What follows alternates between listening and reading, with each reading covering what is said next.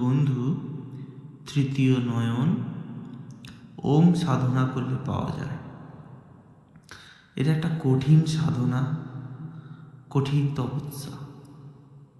ওম কথা থেকে আমাদের নাভির সাথে ব্রেনের কানেকশান, পুনর্জীবন পাওয়া যায়।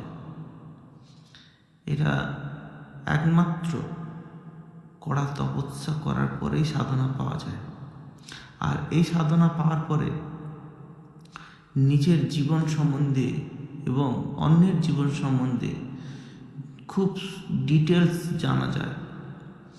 কারোর যদি এই সাধনা করার ইচ্ছে থাকে, আমাকে নক করো, আমি এই সাধনা দেওয়ার চেষ্টা করব।